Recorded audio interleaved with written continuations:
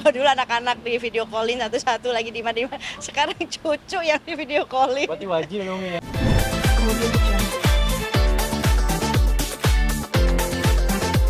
Barengan Mawam. Mawam. Memang janjian tahun baruan bareng atau Oh enggak, emang kan Mawam kalau gabung memang aja? kalau memang tahun baru kan memang setiap tahun di rumah saya selalu bikin saya zikiran sama anak-anak ya.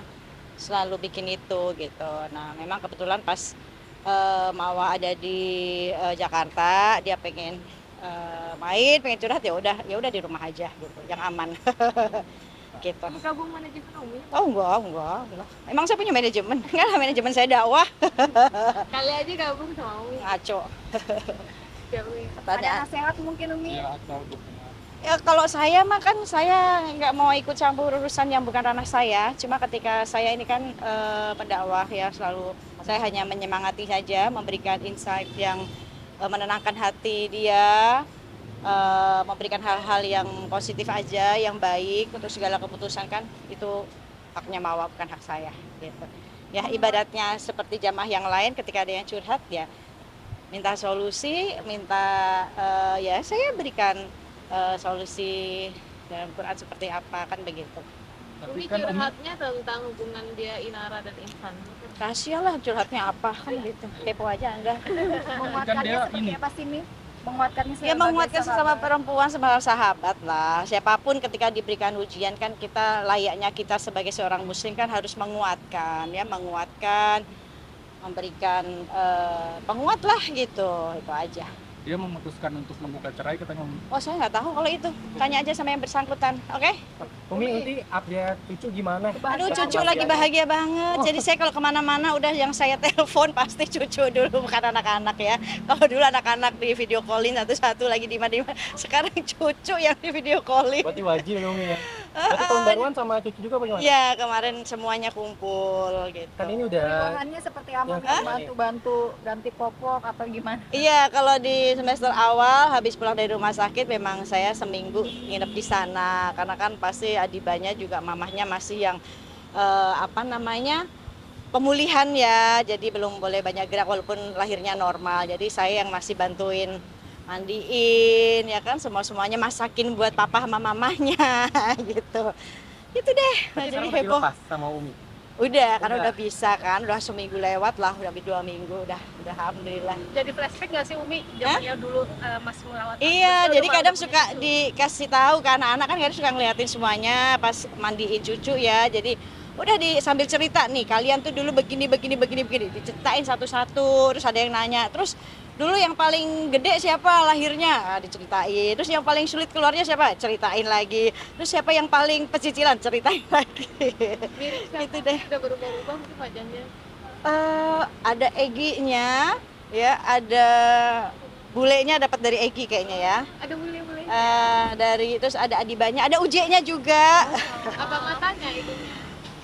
Kalau Uje mungkin ke bagian bibirnya kayaknya ya. Ada Gitu. nasihat nggak mungkin? Hah? Ada nasihat nggak Umi untuk Kak Adiba mungkin untuk sebagai seorang ibu? Iya, lebih kepada dari mulai sekarang kayaknya mereka berdua untuk fokus kepada anak, tidak didekatkan dengan gadget ya, tidak dikenalkan dengan gadget dulu gitu sampai Ada batas panggilan khusus waktunya. Panggilan khusus. Tetap Baby Elara, Baby Elara. Mungkin tetap ada panggilan. dari Baby Elara manggil Uminya apa nih? Jidah dong, jidah. Iya, jadi kan bahasa Arab nenek ya. Pengen aja jidah gitu, lucu kayaknya gitu. Soalnya dulu Uje juga tiap kali ngelihat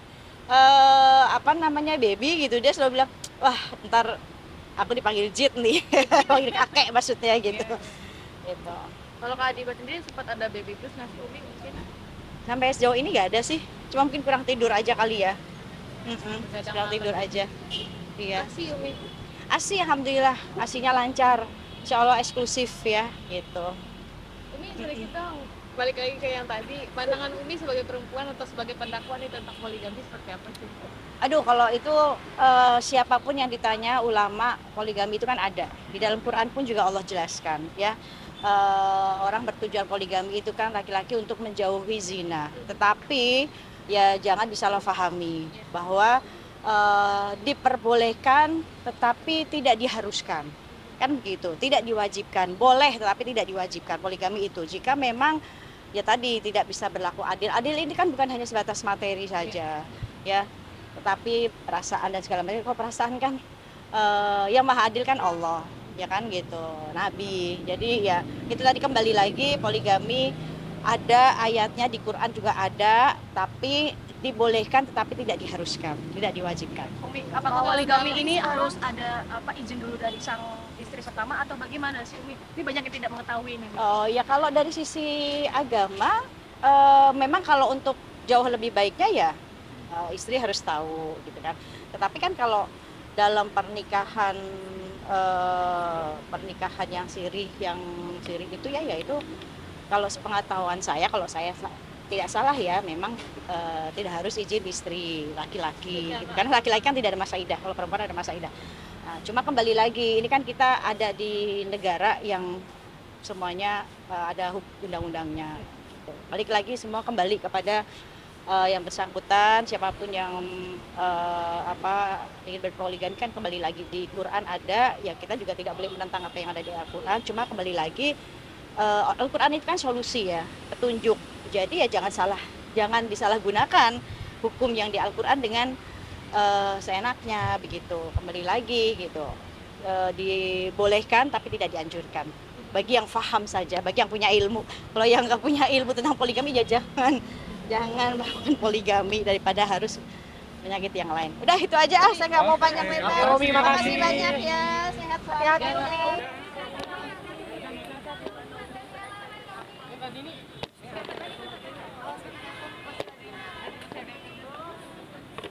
Jat.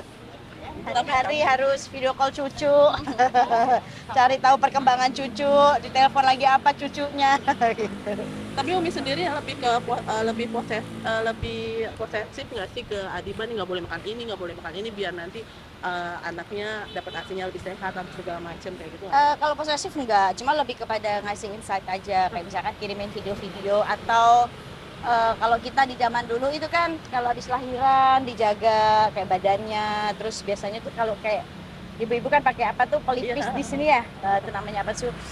Apa sih namanya tuh pokoknya yang ditempel di jidat supaya nggak gampang pusing dan segala macam. Nah itu yang saya kasih ke Adiba, anak saya. Ini melihat perubahan Adiba sekarang Perubahannya ya banyak pasti ya, sebenarnya lebih keibuan pastinya gitu, lebih apa ya, happy lah dianya kayaknya, setahu saya. Tapi sempat ngalamin baby blues sendiri nggak sih? Enggak Adiba? sih, kalau sejauh ini saya perhatikan enggak, karena kan seminggu saya di sana, ya kan, bantuin karena dia masih dalam pemulihan, saya bantuin mandiin babynya gitu ya, terus masakin buat papa mamahnya. Berarti masak juga di Umi, maksudnya menyediakan masakin buat Adiba juga, kayak mungkin kayak bikin Bikin masak-masakan yang yang lebih ke sayur-sayuran ya, yang melancarkan tambahin nasi air juga. asinnya, iya. Tapi Umi sendiri kayak memberikan pembelajaran apa sih ke Adiba nih, kalau kayak gini nih harus seperti ini, baby nih kalau lagi pagi-pagi atau Iya. malam atau kayak gitu gimana sih? Pasti kalau pagi kan supaya babynya nggak kuning gitu kan, jemur gitu kan. Itu udah diajarin semuanya gitu. Tapi Kalau untuk Egy-nya ini nggak sih sigap nggak sih gitu kayak? Oh iya, banget, dia malah kurang tidur dia. Dia begadang terus gitu gantian gitu kan, mungkin kasihan ya. Terus juga apalagi dia pagi itu harus latihan. Jadi habis ngurusin babynya dulu gitu gantian sama ibunya, terus dia langsung pergi latihan. Nanti pulang dia makan, nanti sore berangkat lagi latihan gitu. Jadi kalau misalkan Egy ada kegiatan di luar kota aja, dia pasti khawatir gitu ninggalin istri sama anaknya gitu. Tapi sebelum melahirkan ada kekhawatiran nggak sih dari Kak Adiba sama Kak Egy sendiri gitu? Ada yang mungkin kekhawatiran yang dicuratin gitu ke Umi? Nggak ada sih, sejauh ini mereka Siap gitu ya? siap. Bahkan kalau saya lihat persalinannya Adiba tuh kayak yang santai aja gitu. Saya baru lihat ini, kalau saya dulu ngelahirin normal pertama kali aja teriak-teriak, ngegigit uje gitu ya, sampai saya gigit, sampai kayak remes tangannya. Ini saya ngeliat Adiba tuh yang santai, karena ada coachnya ternyata. Kan kalau melahirkan kan proses pernafasannya harus diatur ya. Nah Egy bagian di sisi kiri dia yang ngajarin.